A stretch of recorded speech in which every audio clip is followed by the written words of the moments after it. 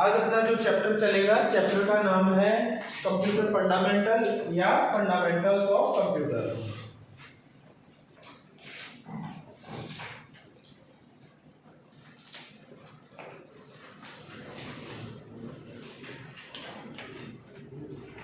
आज आपका जो चैप्टर है, चैप्टर का नाम क्या है?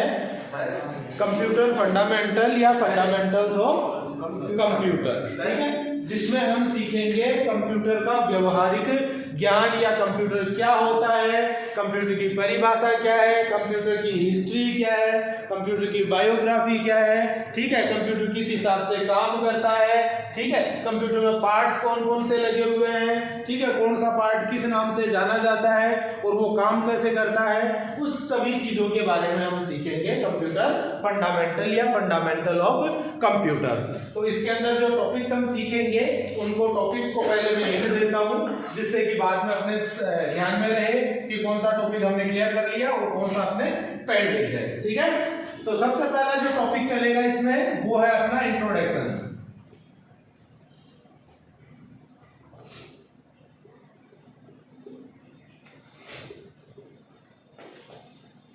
Of computer and definition. साथ साथ लिखते रहो जिससे कि अपने नोट्स भी तैयार हो जाए। तो पहला टॉपिक जो अपने रहेगा वो रहेगा introduction of computer and computer definition, यानी कंप्यूटर की परिभाषा। ये लाइटिंग वाला थोड़ा इश्यू है तो मैं सारे चालू कर देता हूँ, ठीक है ना, और जो जिसको सही से नहीं दिख रहा है वो आगे पीछे एडजस्ट हो जाओ, ठीक है ना। ओके, तो पहला जो टॉपिक इसमें चलेगा अपने वो चलेगा इंट्रोडक्शन ऑफ कंप्यूटर या कंप्यूटर डेफिनेशन का। उसके बाद में हम बात करेंगे पार्ट्स ऑफ कंप्यूटर। सेकंड जो टॉपिक रहेगा वो है कंप्यूटर के पार्ट या भाग कौन कौन से होते हैं। उसके बाद में तीसरा जो टॉपिक रहेगा वो रहेगा types of computer.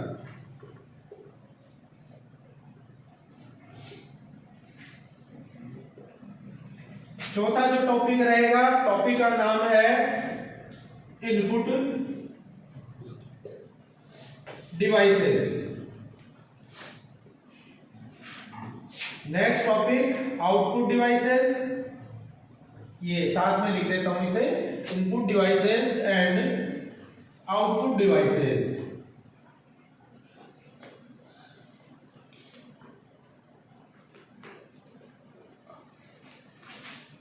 Computer memory,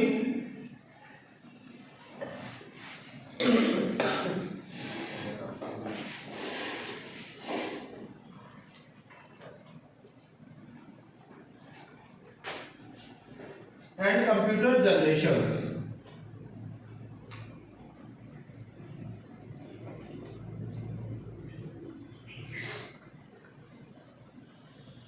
इन सभी टॉपिक्स के बारे में हम बात करेंगे फंडामेंटल ऑफ कंप्यूटर या कंप्यूटर फंडामेंटल।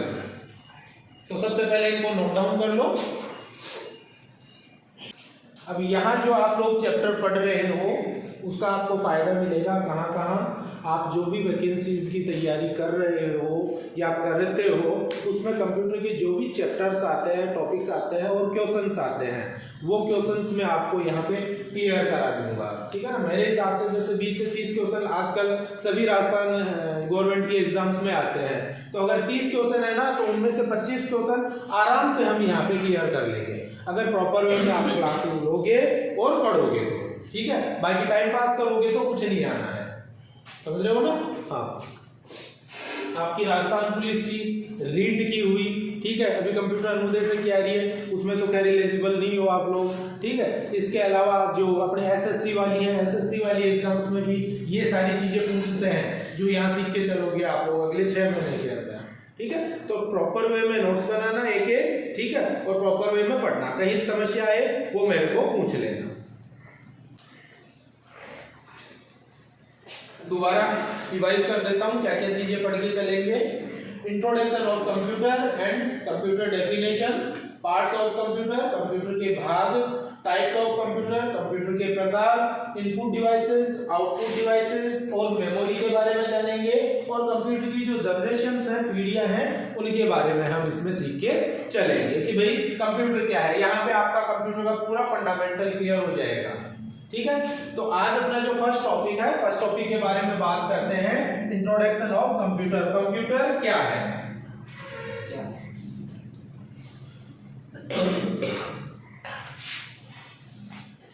तो पॉइंट लगा लो। नंबर 1, इंट्रोडक्शन ऑफ कंप्यूटर या कंप्यूटर डेफिनेशन।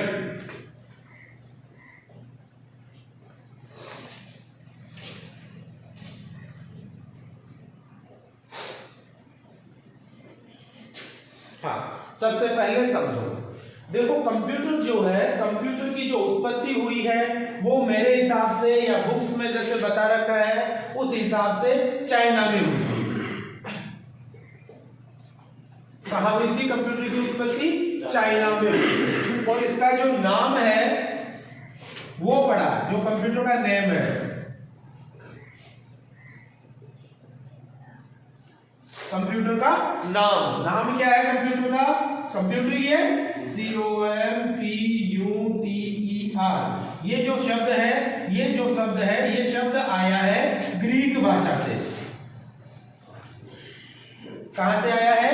ग्रीक भाषा से आया है। तो कंप्यूटर की जो उत्पत्ति है वो तो चाइना में मानी जाती है 18वीं शताब्दी में। और कंप्यूटर जो नाम पड़ा इसका, ये जो शब्द आया, ये शब्द कहां से आया है? ग्रीक भाषा से आया है। और ग्रीक भाषा में इसे हम क्या कहते थे, या ग्रीक भाषा में कंप्यूटर कहां से आया? कंप्यूट शब्द से।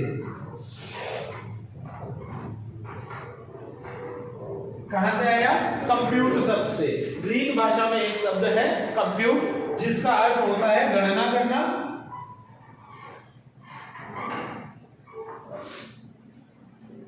जिसका अर्थ क्या होता है? गणना करना।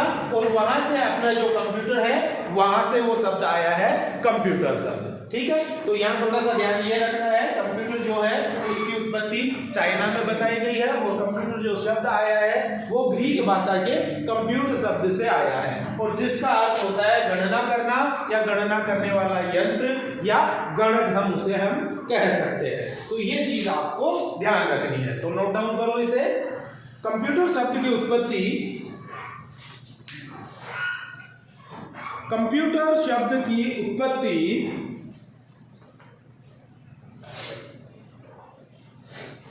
ग्रीक भाषा के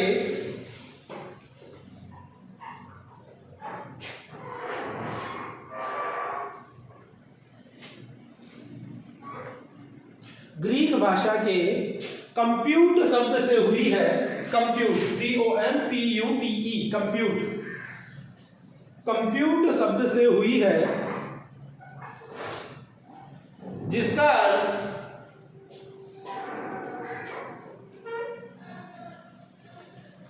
कंप्यूट शब्द से हुई है जिसका अर्थ गणक अथवा गणना करने वाला यंत्र होता है। जिसका अर्थ गणक या गणना करने वाला यंत्र होता है।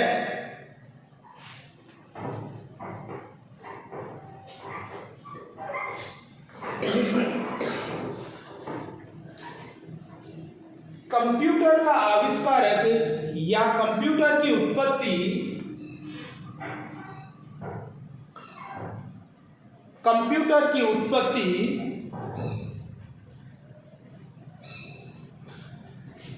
18वीं शताब्दी में,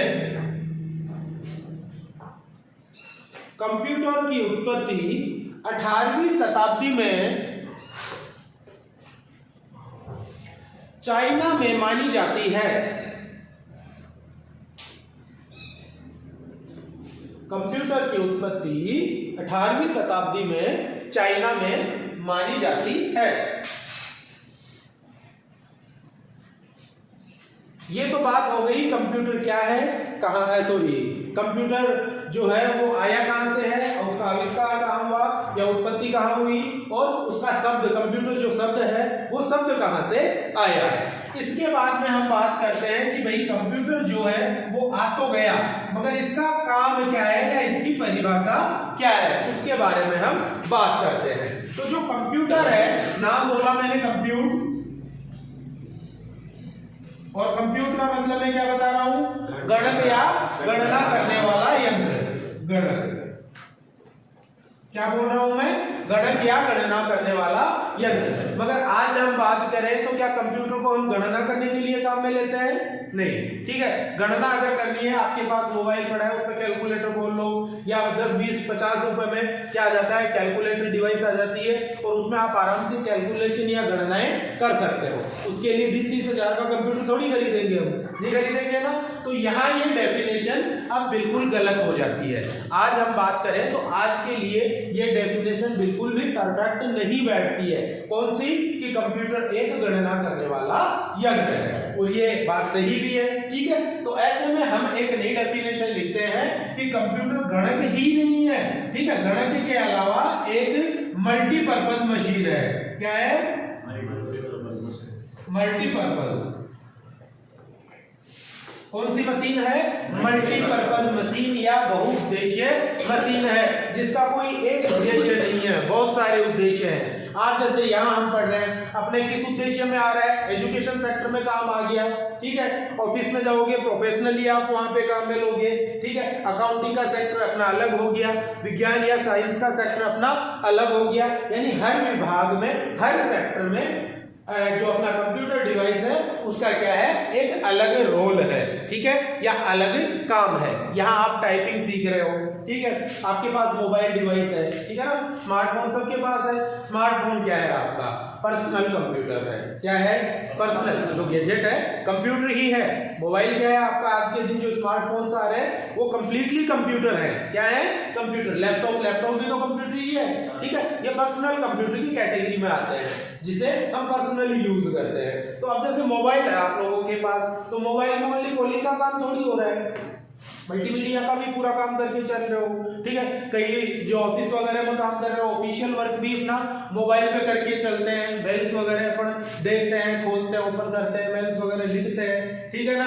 या फिर इसके अलावा अब जैसे आप लोग क्या काम में ले रहे हो, गेम खेलने में खूब काम में ले रहे हो, ठीक है, तो वो भी एक पर्पज हो गया, काम ही तो हुआ, वो क्या है, एक काम हुआ। तो एक सिंगल अपना जो है वो उद्देश्य नहीं है कंप्यूटर का।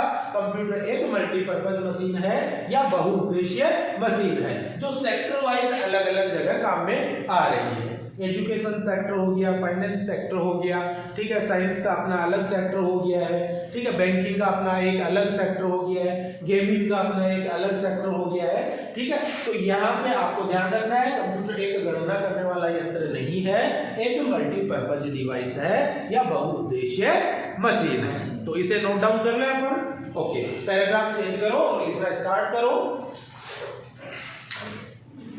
कंप्यूटर एक कैलकुलेटर डिवाइस ना होकर, कंप्यूटर एक कैलकुलेटर डिवाइस ना होकर, कैलकुलेटर डिवाइस ना होकर मल्टीपर्पज मशीन है, मल्टीपर्पज मशीन है, मल्टीपर्पज ब्रैकेट में लिख लेना, बहुउद्देश्य मशीन, मल्टीपर्पज मशीन है, मल्टीपर्पज मशीन है, जिसका अलग अलग क्षेत्रों में, जिसका अलग अलग क्षेत्रों में अलग अलग उपयोग है, जिसका अलग अलग क्षेत्रों में अलग अलग उपयोग है। जैसे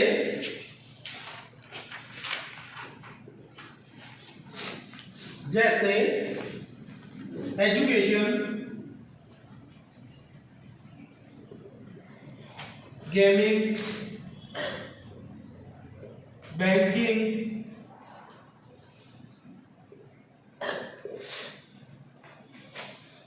फाइनेंस,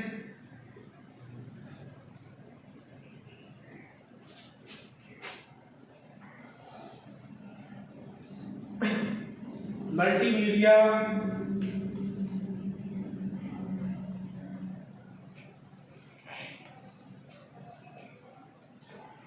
साइंस इत्यादि। जैसे एजुकेशन हुआ, गेमिंग हुआ, बैंकिंग हुआ, फाइनेंस हुआ, मल्टीमीडिया सेक्टर हुआ और साइंस सेक्टर हुआ, इन सभी में इसका अपना अपना काम है। ठीक है ना, ऐसे नहीं है कि सिर्फ हम एजुकेशन में ही काम में लेंगे, हर जगह इसका अपना एक रोल होता है। ठीक है, और अभी जो वर्तमान जो समय चल रहा है 21वीं सदी अपनी जो चल रही है, यहाँ पे क्या हो रहा है, एक नया ही कंप्यूटर आ रहा है और वो आ रहा है किस टेक्नोलॉजी पे, AI।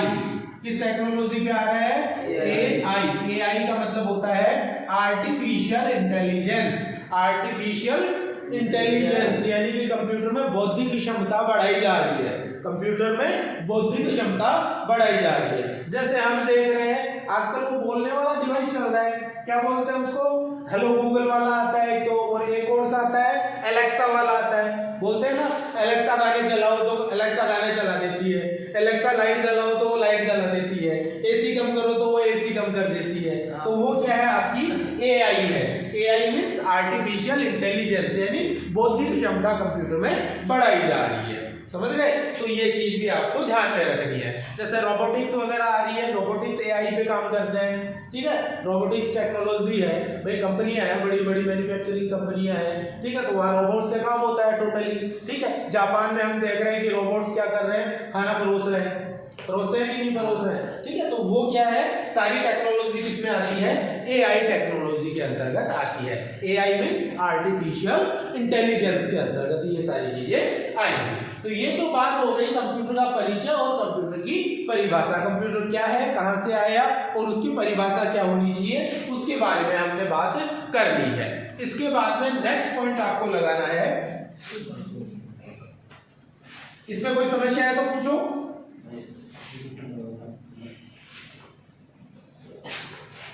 इंट्रो के अंतर्गत ये सारी चीजें आ रही हैं अभी। इसके बाद में हम बात करते हैं कंप्यूटर के डायग्राम के बारे में। अब डायग्राम जो है वो दो प्रकार के बनाओगे। एक तो आपका डायग्राम जो आएगा वो आएगा बेसिक डायग्राम, बेसिक डायग्राम, और दूसरा जो डायग्राम आपका आएगा वो आएगा ब्लॉक डायग्राम।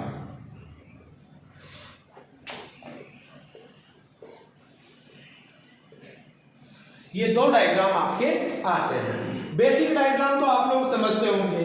बेसिक डायग्राम में देखो क्या क्या चीजें आते हैं। एक तो आता है आपका मॉनिटर, आता है क्या, मॉनिटर आता है। जैसे ये LED मान लो या मॉनिटर मान लो, ये तो हो गया आपका मॉनिटर। ओके, मॉनिटर के जस्ट साइड में आपके पास क्या उपलब्ध है, CPU उपलब्ध है। ये नोट डाउन करते रहना बेटा साथ साथ। ये जैसे आपका क्या हो गया, CPU हो गया है। ये CPU के अंदर बटन, कैबिनेट CPU। ठीक है, इसके बाद में एक आपके पास क्या अटैच है, कीबोर्ड अटैच है।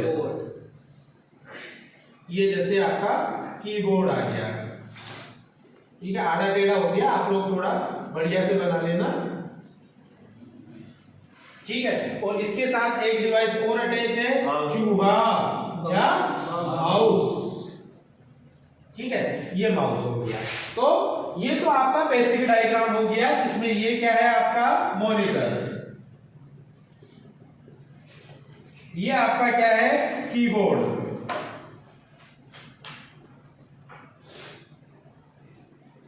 ये आपका क्या है माउस, और इसे आप CPU भी बोल सकते हो, इसे हम वैसे CPU भी बोलते हैं और कैबिनेट भी बोलते हैं। CPU या कैबिनेट,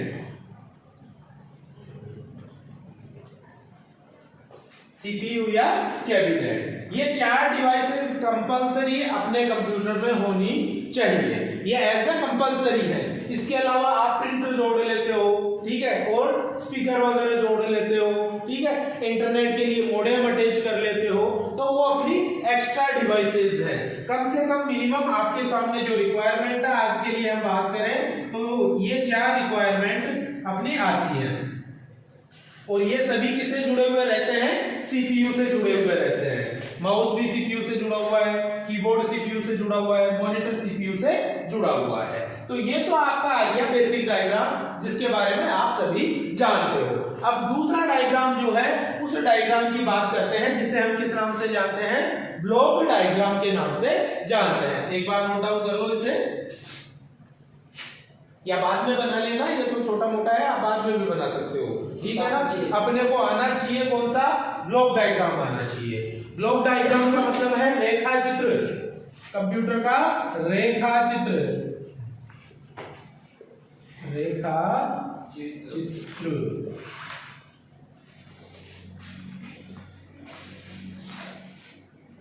हाँ, तो ये तो बना लो, आप लोग बना लिया आप लोगों ने। अब दूसरी हम बात करते हैं कंप्यूटर का रेखा चित्र, यानी ये है इसकी कंप्यूटर की बाह्य संरचना, जो सभी जानते हैं कि मॉनिटर है, कीबोर्ड है, माउस है और सीपीयू है। ये सारी चीजें लग के आपका कंप्यूटर बन गया, ये मिनिमम रिक्वायरमेंट हो गई, ठीक है। इसमें आप जोड़ लेते हो जरूरत के हिसाब से, आपने प्रिंटर जोड़ लिया, ठीक है ना, या नेट सेंटर इंटरनेट चलाने के लिए, या मॉडेम आप लोगों ने जोड़ लिया, गाने सुनने के लिए आपने स्पीकर वगैरह जोड़ लिए, या फिर गेम खेलने के लिए गेमिंग कंसोल आपने जोड़ लिया, ठीक है ना, जिसे हम जॉयस्टिक के नाम से जानते हैं, ठीक है। तो वो अपनी क्या है? एक्स्ट्रा डिवाइसेज है। यहाँ थोड़ा सा ध्यान देना है, इसे हम सीपीयू बोलते हैं, इसे हम कैबिनेट के नाम से भी जानते हैं। सीपीयू बोल दो या कैबिनेट बोल दो, बात एक ही है। वैसे सीपीयू इसके अंदर होता है, ये जो बाहर का खोखा है इसे हम बोलते हैं कैबिनेट। क्या बोलते हैं इसे? कैबिनेट बोलते हैं। और इसके अंदर क्या लगा हुआ रहता है? सीपीयू लगा हुआ रहता है। बाकी इसे वैसे सीपीयू भी बोल देते हैं, कोई दिक्कत नहीं है, और कैबिनेट बोलोगे तो भी कोई दिक्कत नहीं है। अभी हम बात करते हैं कंप्यूटर के ब्लॉक डायग्राम या रेखा चित्र की। तो इसे मैं मिटा दूं, उतार लिया ना।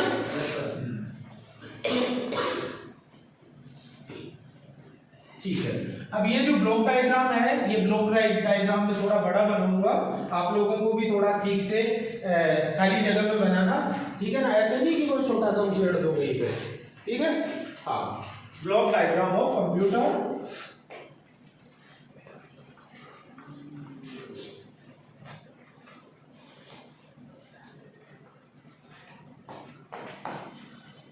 Block diagram of computer, computer का रेखा चित्र। तो मैंने बताया कि कंप्यूटर से क्या, कंप्यूटर में कौन कौन सी डिवाइसेज अटैच है? एक तो हो गया मॉनिटर, एक कीबोर्ड माउस और एक सीपीयू। और इनमें जो मस्ट कंपोनेंट, मेन कंपोनेंट जो होता है, उस कंपोनेंट को हम किस नाम से जानते हैं? सीपीयू के नाम से। किस नाम से जानते हैं? सीपीयू, ठीक है। सीपीयू का पूरा नाम क्या है? Central processing unit. सीपीयू का पूरा नाम क्या है? Central processing unit. ये जो सीपीयू है ये अकेला काम नहीं करता, सीपीयू के भी कुछ पार्ट होते हैं, कुछ भाग होते हैं, ठीक है, या काम करने वाले मजदूर कह सकते हैं कि काम करने वाले मजदूर होते हैं। सीपीयू खुद काम नहीं करता, सीपीयू के खुद के भी अलग अलग भाग हैं या पार्ट है। वो भाग कौन कौन से हैं? सीपीयू का सबसे पहला जो पार्ट है या भाग है उसे हम जानते हैं मेमोरी के नाम से। किस नाम से जानते हैं? मेमोरी के नाम से जानते हैं, ठीक है। युक्ति, ठीक है, संग्रहण युक्ति, ठीक है, या फिर अपने डेटा स्टोरेज डिवाइस भी बोल सकते हैं, ठीक है, मेमोरी। और मेमोरी जो है वो मुख्यतः 2 प्रकार की होती है, या इसके भी 2 पार्ट होते हैं। पहली होती है प्राइमरी मेमोरी और दूसरी होती है सेकेंडरी मेमोरी। पहला पार्ट तो हो गया मेमोरी, और मेमोरी भी, मेमोरी एक बार नोट डाउन मत करना, तब बाद में उतारना, पूरा बना लूंगा, ठीक है, पूरा समझो पहले, उसके बाद में नोट डाउन कर लेना। ओके, तो सबसे पहले बात कर रहे हैं सीपीयू की। तो सीपीयू को मैंने बताया 3 भाग होते हैं सीपीयू के, और उनमें से पहला जो भाग है वो पहला भाग कौन सा है? आपका मेमोरी है। और मेमोरी के भी कितने भाग होते हैं? 2 भाग होते हैं, पहला प्राइमरी मेमोरी और दूसरा सेकेंडरी मेमोरी। इसके बाद में दूसरा जो पार्ट है उसे हम जानते हैं सीयू के नाम से। CU मीन्स कंट्रोल यूनिट, जो क्या करता है ऑल ओवर कंप्यूटर या ऑल ओवर डिवाइसेस या कंप्यूटर के सभी भागों पे क्या करता है, नियंत्रण रखता है। क्या क्या काम है CU का? कंट्रोल यूनिट की कंप्यूटर के सभी भागों पे क्या करता है, वो कंट्रोल रखता है या नियंत्रण रखता है। और तीसरा पार्ट इसके बाद में आ जाता है ALU। ALU का पूरा नाम है अरिथमेटिक लॉजिक यूनिट। अरिथमेटिक यानी अंकगणितीय और लॉजिक यानी तार्किक, यूनिट यानी इकाई, अंकगणितीय और तार्किक इकाई। यहाँ मैं थोड़ा सा अलग आपको बता देता हूँ कि यहाँ जो कंप्यूटर है, कंप्यूटर की खुद की एक भाषा होती है, उसके बारे में बाद में बात करेंगे। वैसे तो कौन सी भाषा होती है? बाइनरी। कौन सी भाषा होती है? बाइनरी। कंप्यूटर की खुद की एक भाषा होती है बाइनरी। और कंप्यूटर जो काम करता है वो सिर्फ दो चीजों पे काम करता है, अरिथमेटिक एंड लॉजिकल। ये दो प्रकार के काम मुख्यतः कंप्यूटर के अंदर होते हैं। और जो लैंग्वेज है कंप्यूटर की, वो भाषा है बाइनरी भाषा है। और बाइनरी जो भाषा है उसके अंदर सिर्फ 0 और 1 आते हैं। क्या आते हैं? 0 और 1 आते हैं। इसके बारे में आगे बात करेंगे जब कंप्यूटर की भाषा के बारे में बात करेंगे, ठीक है। वैसे ये मैथमेटिक्स का पॉइंट है, पर छोटा सा पॉइंट अपन लेके चलेंगे कि कंप्यूटर की भाषा क्या है और वो कैसे काम करती है, ठीक है। अभी आपको ध्यान रखना है कि ये CPU के 3 भाग हो गए, मेमोरी, CU और ALU। और कंप्यूटर में जो काम होता है वो ये 2 काम होते हैं, एक अरिथमेटिक वर्क यानी अंकगणितीय काम और दूसरा लॉजिकल वर्क यानी तार्किक काम। 2 प्रकार के काम कंप्यूटर में होते हैं, ठीक है। तो इसको एक बार आप अलग से लिख लेना कहीं पे, ठीक है ना, नोट लगा के अलग से लिख लेना कहीं भी कॉर्नर में। कंप्यूटर की भाषा कौन सी होती है? बाइनरी भाषा होती है, ठीक है। और कंप्यूटर का काम कौन सा है? Arithmetical work and logical work. Okay, तो यहाँ तो ये पहला तो पार्ट हो गया आपका CPU का। CPU कितने भागों में बांटा गया है? 3 भागों में, मेमोरी है, CU है और ALU है, ठीक है। तो ये तो हो गया आपका CPU के अलावा भी हमने क्या लगा रखा था? मॉनिटर लगा रखा था और कीबोर्ड लगा रखा था, माउस लगा रखा था, स्पीकर वगैरह लगा सकते हैं। लगाते हैं कि नहीं लगाते हैं? लगाते हैं ना। तो उसके लिए 2 अलग भाग हो रहे हैं कंप्यूटर के। वो कौन कौन से हैं? पहला पार्ट है आपका इनपुट,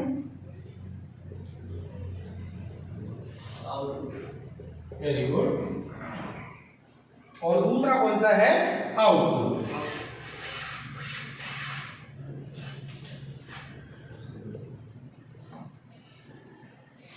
ठीक है, ये अपना कंप्लीट कंप्यूटर आपके सामने बन गया है। इससे बाहर कंप्यूटर में कुछ भी नहीं होता है, ठीक है। पहला CPU होता है, एक होता है इनपुट और एक होता है आउटपुट। इनको मिला के पूरा का पूरा कंप्यूटर बन जाता है। कंप्यूटर में आप चाहे कोई सी भी चीज लाके जोड़ दो, इन चीजों से बाहर कंप्यूटर में कुछ भी नहीं आएगा, ठीक है। और इसे हम कंप्यूटर का रेखा चित्र या ब्लॉक डायग्राम भी बोलते हैं। कि और अब तीसरी चीज इसमें एक और सीखेंगे हम, वो क्या सीखेंगे कि कंप्यूटर काम कैसे करता है। भाई रेखा चित्र आप लोगों के सामने है, अब हम देखेंगे कि कंप्यूटर काम कैसे करता है। तो काम करने के लिए हमें यहाँ पे कुछ मानना पड़ेगा, यहाँ तक कोई समस्या है तो पूछ लो। सीधी सी बात है। कंप्यूटर के 3 भाग, पहला है CPU, दूसरा है इनपुट और तीसरा है आउटपुट। ये ब्लॉक डायग्राम हमने बना लिया है। अब बात करते हैं कि भाई कंप्यूटर काम कैसे करता है। तो काम करने के लिए हमें क्या करना पड़ेगा? एक एग्जांपल लेना पड़ेगा कि कंप्यूटर खुद का खुद थोड़ी चलता है, कंप्यूटर को चलाना पड़ता है, कमांड देनी पड़ती है। और कमांड कौन देता है? यूजर देता है। कमांड कौन देता है? यूजर। बिना यूजर के थोड़ी कंप्यूटर चल जाएगा। अब जैसे ये पड़ा है कंप्यूटर, तो ये अपने आप थोड़ी चल जाएगा, नहीं चलेगा ना। कौन चलाएगा इसको? यूजर चलाएगा, ठीक है। तो यहाँ अपने को एग्जांपल मानना है कि हम क्या है? यूजर है, कंप्यूटर पे बैठे हैं और हम क्या है? कंप्यूटर के यूजर हैं, ठीक है। और हमने एग्जांपल क्या लिया कि यूजर ने कोई कैलकुलेशन की है 2 + 2, एक एग्जांपल ले रहे हैं, ठीक है ना। बाकी इतनी कैलकुलेशन करने के लिए हमें कंप्यूटर की जरूरत नहीं पड़ेगी, बट अपन एक एग्जांपल ले रहे हैं कि भाई कंप्यूटर काम कैसे करता है, ठीक है। तो यूजर हम हैं और हमें क्या करना है? 2 + 2 का जोड़ करना है, ठीक है। एडिशन करना चाह रहे हैं 2 + 2 का। तो ये जो 2 + 2 है, इसे हम कहेंगे रो डेटा। क्या कहेंगे इसको? हम रो डेटा या कच्चे आंकड़े। यूजर द्वारा जो भी इंफॉर्मेशन या जो भी कार्य कंप्यूटर को दिया जाता है वो किसके अंतर्गत आता है, रो डेटा के अंतर्गत आता है, रो फैक्ट्स के अंतर्गत आता है या कच्चे आंकड़ों के अंतर्गत आता है। तो आपके पास क्या है, कच्चे आंकड़े हैं और इनको क्या करना है, आपको परिष्कृत करना है और इसका रिजल्ट निकालना है। किसकी सहायता से, कंप्यूटर की सहायता से। तो रो डेटा आपके पास उपलब्ध हो गए, तो रो डेटा कहाँ डालने हैं, अपने को कंप्यूटर के अंदर डालने हैं। ठीक है, मैंने बताया कि भाई मेन जो काम होता है वो कहाँ होता है, सीपीयू के अंदर। सारा काम जो भी जोड़ बाकी गुणा भाग या जो भी वर्क करना है वो सारा काम कहाँ होके चलेगा, सीपीयू के अंदर अपना होके चलेगा। मगर सीपीयू तक सूचना पहुंचने भी तो चाहिए भाई, बिना सूचना पहुंचे सीपीयू कहां से काम करेगा। तो वो जो सूचना पहुंचाने का काम करता है वो कौन करता है, इनपुट यूनिट करती है या इनपुट डिवाइसेस करती है। तो इनपुट डिवाइस की सहायता से यूजर ने क्या किया, 2+2 जो रो डेटा है या रो फैक्ट्स है वो कहां पहुंचाया, सीपीयू के पास। तो इनपुट यूनिट या इनपुट डिवाइसेस में जो अपने कंपल्सरी इनपुट डिवाइसेस हैं उनके नाम में लिख देता हूं। एक तो होता है अपना कीबोर्ड और दूसरा होता है माउस। ठीक है, मस्ट। ठीक है ना, आज के दिन हम बात करें तो मस्ट अपने कीबोर्ड और माउस है जिनकी सहायता से हम क्या करते हैं, कंप्यूटर को निर्देश देते हैं। क्या करते हैं, निर्देश देते हैं। तो ये कीबोर्ड या माउस की सहायता से हमने क्या किया, हमारे पास कोई रो डेटा था और रो डेटा को कहां पहुंचा दिया, सीपीयू में पहुंचा दिया। और सीपीयू में सबसे पहले वो कहां जाएगा, मेमोरी में जाएगा। यूजर द्वारा जो भी रो डेटा या फैक्ट्स कंप्यूटर में डाले जाते हैं वो रो डेटा या फैक्ट्स कहां जाते हैं, सबसे पहले कंप्यूटर में मेमोरी में जाते हैं। और मेमोरी में भी किसमें जाएंगे, प्राइमरी मेमोरी में। किसमें जाएंगे, प्राइमरी मेमोरी। तो प्राइमरी मेमोरी के अंदर क्या आ गया है, 2+2 कोई रो फैक्ट या प्रश्न आ गया, क्वेश्चन आ गया कि हमने कंप्यूटर को क्वेश्चन पुटअप कर दिया है। ओके, प्राइमरी मेमोरी में आने के बाद में प्राइमरी मेमोरी में सेव होता है वो क्वेश्चन और वो कहां आ जाता है, सीयू के पास या कंट्रोल यूनिट। मैंने बताया कंट्रोल यूनिट का क्या काम है, कंप्यूटर की सभी डिवाइसेस पे नियंत्रण रखने का, कि किसका क्या काम है वो बताने का काम है इसका सीयू या कंट्रोल यूनिट का। तो आपके द्वारा जो रो डेटा डाला गया वो प्राइमरी मेमोरी में सेव हुआ और वहां से कंट्रोल यूनिट के पास आ गया है। कंट्रोल यूनिट ने उसे भेज दिया एएलयू के पास, क्योंकि मैं पहले भी बता चुका हूं एएलयू का काम क्या है, लॉजिकल गणनाएं करने की और कौन सी, अरिथमेटिक अंकगणितीय गणनाएं करने का काम है। तो यहाँ पे आपका क्वेश्चन आ गया 2+2 और इसका रिजल्ट आया 2+2 = 4। ये कोई रिजल्ट यहाँ पे निकल के आ गया। अब अपने पास नया रिजल्ट आ गया 2+2 = 4 और इसे एएलयू निकालेगा और निकालने के बाद वापस कहाँ भेज देगा, सीयू के पास। इसके पास भेजेगा, सीयू के पास वापस भेज देगा। अब कंप्यूटर या सीयू या सीपीयू दोबारा चेक करेगा। क्या चेक करेगा कि यूजर ने सिर्फ रिजल्ट निकालने के लिए कहा था या उस रिजल्ट को सेव भी रखना है। समझ रहे हो मैं क्या कर रहा हूँ, एक तो भाई अपने को सिर्फ रिजल्ट देखना है, एक रिजल्ट को देखने के साथ उसे सेव भी करना चाहते हैं कि वो कंप्यूटर में सुरक्षित रह जाए। अगर हमने जो कमांड दी है वो सेव करने के लिए दी है तो ऐसे में वो जो रिजल्ट है वो सेकेंडरी मेमोरी में सेव होगा और उसके बाद में आउटपुट में हमें उसका रिजल्ट मिल जाएगा। अगर हमने या यूजर ने, यहाँ बात यूजर यानी हम यूजर है कंप्यूटर के, ठीक है, अगर यूजर ने सेव करने के लिए नहीं कहा है तो ऐसे में सीधा क्या होगा, आउटपुट में उसका रिजल्ट हमें मिल जाएगा और वो जो रिजल्ट है वो सेव नहीं होगा, सीधा आउटपुट के अंदर हमारे सामने रिजल्ट आ जाएगा। और आउटपुट जो डिवाइस है वो क्या काम में आती है, जो भी रिजल्ट कंप्यूटर से मिलता है उसे यूजर तक पहुंचाने का कार्य आउटपुट डिवाइसेस करती है। और इसमें जो मस्ट आउटपुट डिवाइस है वो है एक आपका मॉनिटर और दूसरा है प्रिंटर। ठीक है, ये जो दो डिवाइसेस हैं ये आपका आउटपुट यूनिट का काम करती है मस्टली। ठीक है, 99%। बाकी तो और है जिनके बारे में हम बाद में बात करेंगे। तो इसको एक बार मैं दोबारा रिपीट कर दूं। आपके पास है कोई रो डेटा 2+2 जो इनपुट यूनिट की सहायता से आपने सीपीयू में पहुंचा दिया। सीपीयू CPU में आप पहुंचाओगे तो वो कहाँ जाएगा, प्राइमरी मेमोरी में सेव होगा और उसे CU यानी कंट्रोल यूनिट के पास भेज दिया जाएगा। कंट्रोल यूनिट उसे भेजेगा ALU में और ALU में उसका रिजल्ट निकलेगा, जैसे 2 + 2 = 4। रिजल्ट आप लोगों के सामने आ गया है। रिजल्ट को वापस ALU कहाँ भेज देता है, कंट्रोल यूनिट या दिमाग के पास कि भैया ये रिजल्ट आ गया, ये पकड़ो, आप जानो, आपका काम जाने कि आपको क्या करना है। अब CU या कंट्रोल यूनिट या ब्रेन जो है कंप्यूटर का, वो देखेगा कि भाई यूजर ने इसे सेव तो नहीं करने के लिए कहा, ठीक है ना, रिजल्ट तो आ गया। अब इसको अगर सेव रखने के लिए यूजर ने कमांड दी है तो ऐसे में वो सेकेंडरी मेमोरी में सेव होगा और उसके बाद में आउटपुट में आपके सामने इसका रिजल्ट आ जाएगा, मॉनिटर पे या प्रिंटर पे, ठीक है। अगर रिजल्ट को सेव नहीं रखना चाहते हैं या हमने सेव की कमांड नहीं दबाई है तो ऐसे में कंट्रोल यूनिट क्या करेगा, उस रिजल्ट को सीधा आउटपुट के अंदर हमें भेज देगा, प्रेषित कर देगा या यूजर तक पहुंचा देगा। किसकी सहायता से, आउटपुट यूनिट की सहायता से। तो ये तो था ब्लॉक डायग्राम और ये थी इसका काम करने का तरीका कि भाई कंप्यूटर की कार्य प्रणाली क्या है, कंप्यूटर किस हिसाब से काम करके चलेगा। इसमें कोई समस्या है तो पूछो। ऑल क्लियर, नोट डाउन करो।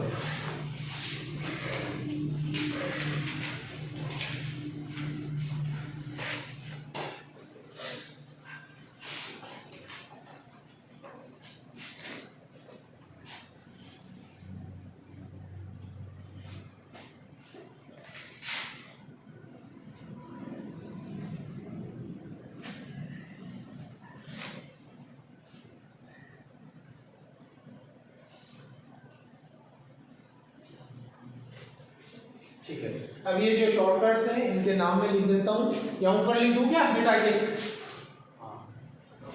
चलो एक बार उतारो आप, थोड़ा सा फिर मैं लिख देता हूं।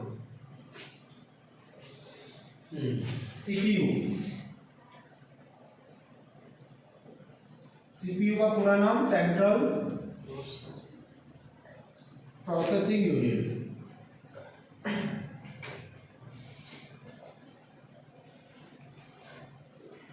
ठीक है, दूसरा मैंने बताया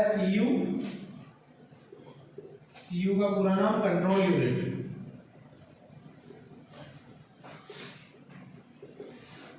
और तीसरा मैंने बताया ALU का यहां लिख देता हूं, इस हिसाब से आपको नहीं लिखना है, आपको नीचे नोट डाउन करना है, लिखना हो।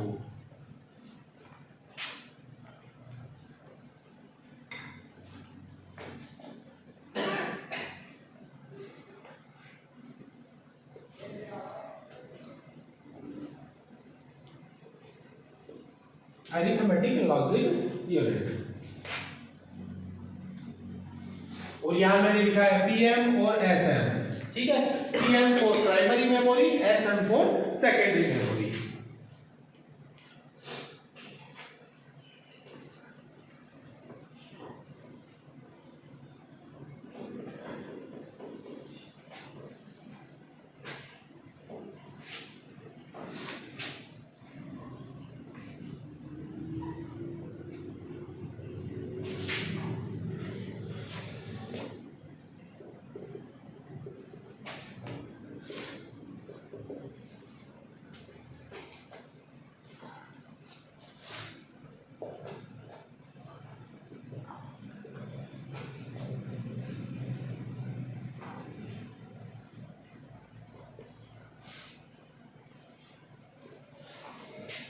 PM for primary memory, SM for secondary memory. और ये जो मैं आपको नोट्स वगैरह लिखा रहा हूँ या जो समझा के चल रहा हूँ ना टर्म, ठीक है, ये आपके बेसिक लेवल का काम नहीं है। ये अगर आप लोगों ने क्लियर कर लिए हैं ना टॉपिक, तो ये आपके आगे वैकेंसीज में सब जगह काम आएगा। जहाँ भी कॉम्पिटिटिव एग्जाम्स में आप एग्जाम देने जाते हो तो वहाँ जो भी 5 प्रश्न आते हैं, 10 आते हैं, 20 आते हैं, 30 यानी 25-30 तो नॉर्मली आने लग रहे हैं आजकल, ठीक है। तो उनके अंदर 90% तो आप क्लियर कर ही दोगे अगर आपने ठीक से पढ़ लिया तो।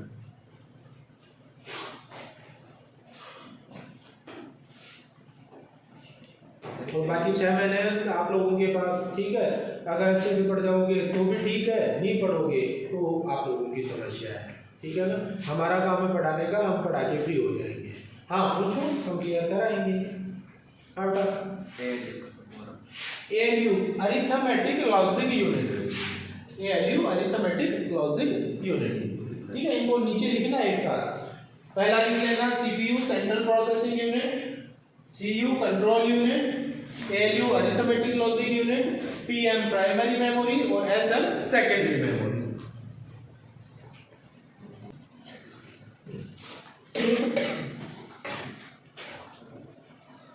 अब कल के लिए आप पॉइंट लगा लो, टाइप्स ऑफ कंप्यूटर, जो चैप्टर हम कल लेके चलेंगे। कंप्यूटर के प्रकार, टाइप्स ऑफ कंप्यूटर।